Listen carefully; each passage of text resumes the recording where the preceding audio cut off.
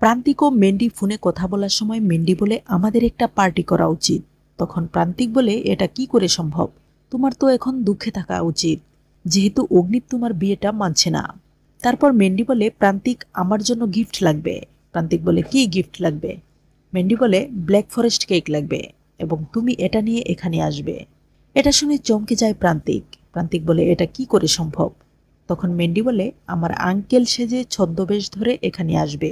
এটা শুনেও অবাক হয়ে যায় প্রান্তিক। তারপর প্রান্তিক মনে মনে ভাবতে থাকে এটা হলে ভালোই হয়, আমি যদি ছদ্মবেশে কোথাদের বাড়িতে যাই তাহলে কেউ আমাকে চিনতে পারবে না আর আমিও জানতে পারবো তারা কি প্ল্যান করছে। এরপর মেন্ডিকে বলে ওকে আমি আসছি। এটা শুনে মেন্ডি দারুণ খুশি হয়ে যায়।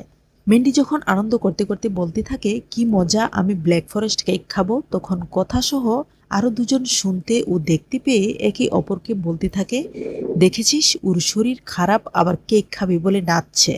তখন কথার ননদ বলে আসলে মেয়েটা বদমাইশ, তুই অগ্নিদার উপর রাগ করে থাকিস না। তখন কথা বলে তুই চুপ কর, উনি যা করেছেন তার জন্য ধোয়া তুলসী পাতা ভাবতে পারি না, দেখেছিস আমাদের অবস্থা। তারপর হঠাৎ করে মাদুরটা নড়তে দেখে মেন্ডি ভাবে অ্যাক্টিং করতে করতে আমার মাথাটা খারাপ হয়ে গেল নাকি। এসব ভাবতে ভাবতে মেজ বউ যখন ডাক্তার নিয়ে তার রুমে আসে তখনই মেন্ডি অসুস্থের ভান করে শুয়ে পড়ে। ডাক্তার মেন্ডিকে দেখে বলে একটা বড় শট খাওয়ার কারণে এমন হচ্ছে। তখন কথা আড়াল থেকে শুনতে পেয়ে বলে এসব তো নাটক বলে মনে হচ্ছে, আমাদের আরো প্রমাণ লাগবে।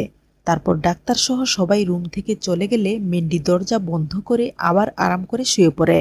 ঠিক তখন কথা তার কাছে এসে নাকের মধ্যে ঘাস দিয়ে সুরসুরি দেওয়ায় মেন্ডি উঠে বসে হাঁচি দিতে থাকে। মেন্ডি বলতে থাকে এসব কুবরদিবির কাজ।